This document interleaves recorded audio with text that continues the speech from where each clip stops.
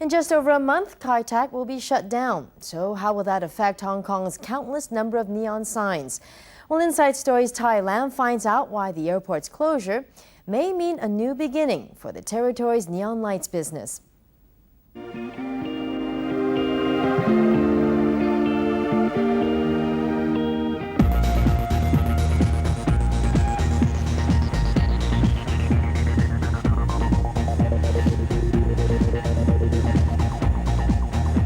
You can't go anywhere in Hong Kong without noticing them. They brighten up our evenings. They are the many colors of the nighttime light show. An outdoor sign is then for you as a 24-hour salesman. They sell your product day and night, 24 hours a day, 336 days a year. To construct a neon sign, the initial cost is higher, but the neon sign normally it become three categories. One is on the rooftop, which costs you a lot, especially those along the Victoria Harbour. But on the building, just like a Nathan Road or Peking Road, it would cost you about $100,000 to construct a standard neon sign.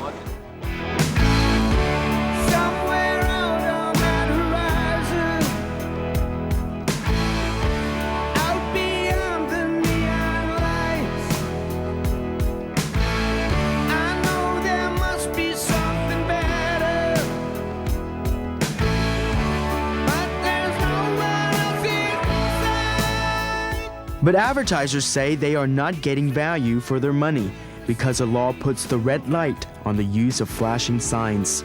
A static sign is a static sign, won't draw the public attention.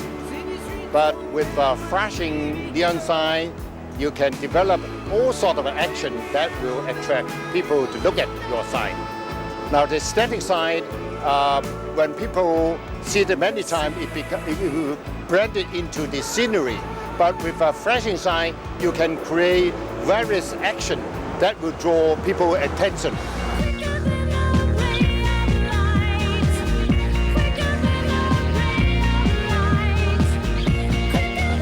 What is also drawing attention are the computer-controlled dimmers on the new Centre building in Central. The $20 million project allows layers of neon to change colors to perform elaborate light shows. We have set different lighting effects for different days. We have the weekday effect, and then we have weekend and holidays, and we have Christmas, and also Chinese New Year, and also when every Chinese New Year we have firework, and then we have also firework effect for the building. Well, we can set it very slow or very fast. Of course, in the normal days we set it very slow to make sure it is not influence the other people. We can set it over 10 seconds per changing. The Civil Aviation Department is debating whether or not the 10-second intervals should be considered technically flashing. If they do, then they violate restrictions imposed for road and air traffic safety. But advertisers want to pull the plug on what they consider to be an old law, charging the 50-year-old ordinance as outdated.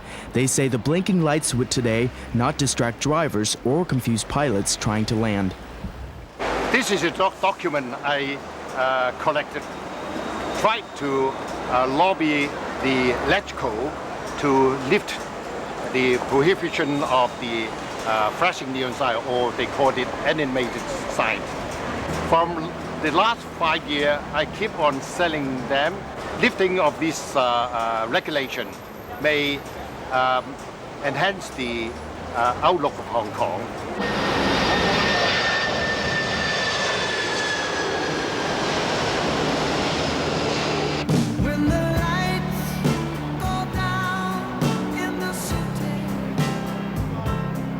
Kowloon City is where the ban hits close to home, and for one good reason.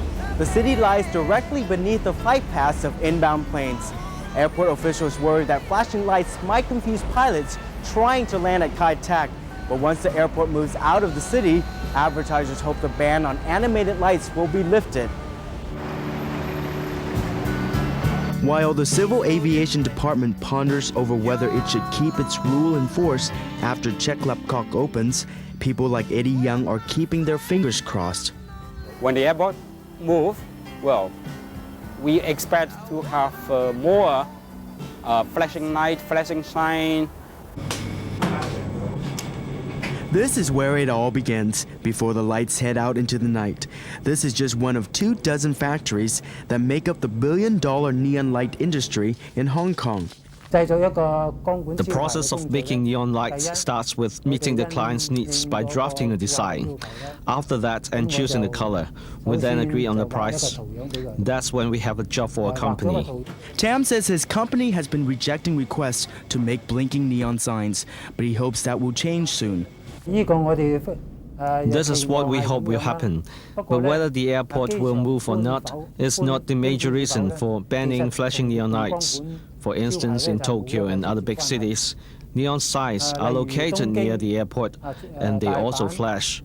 Hong Kong is an exceptional case. And if the ban is lifted, there's no doubt that Hong Kong's signature skyline will be more spectacular, giving other cities a real run for their money.